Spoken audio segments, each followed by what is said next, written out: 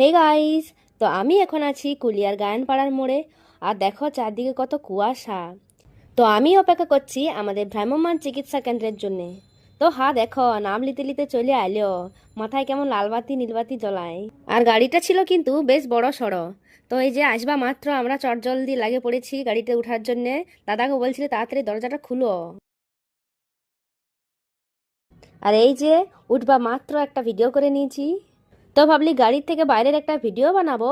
তো এ বাবা, এ তো দেখছি এ নেট দেওয়া আছে, ওই পাশে কিছু দেখা যাচ্ছে না, ঝাপসা ঝাপসা দেখাচ্ছে। আর এই যে গ্রামের সরু রাস্তায় এইটাই সমস্যা, দুই দিকে দুটা বড় গাড়ি এসেছে। এবার লাও কি করে ক্রস হবে। আর অনেক হচপচর পর এই যে আমরা চার মূর্তি ফাইনালি পৌঁছে গেছি আমাদের ক্যাম্পের ভ্যানুতে। তো চলো এবার নামবো।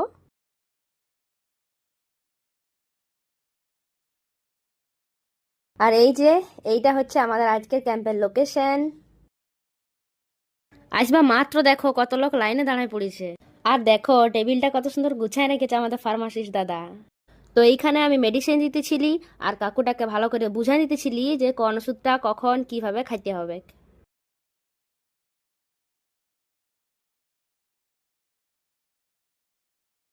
আর এই যে কাজের শেষে আমাদের একটু খাওয়া দাওয়ার ব্যবস্থা ছিল। তো এই যে আমরা সবাই বসে পড়েছি আর খাইতেও শুরু করে দিয়েছি। তো আজকের মতন ক্যাম্প এখানে শেষ, লোকজনও সবাই ঘর চলে গেছে। আর এই যে এটা হচ্ছে একটা অঙ্গনওয়াড়ি সেন্টার, এখানে আমাদের খাওয়া দাওয়ার ব্যবস্থা হয়েছিল। আর এখানে আমার একটা ভিএচএনডি ক্যাম্পও হয়। আর আমরা এখানে অপেক্ষা করছি গাড়িটার জন্য। তো ওই যে গাড়িটা চলে আসছে ইউটার্ন করে। তো দেখা হচ্ছে নেক্সট কোনো এমভিতে। ততক্ষণের জন্য সকলে নিজেদের খেয়াল রাখো, নিজের আপনজনদের খেয়াল রাখো। আর বাড়ির প্রেগনেন্ট মহিলা ও শিশুদের সঠিক সময়ে সমস্ত টিকাকরণ করাও। টাটা।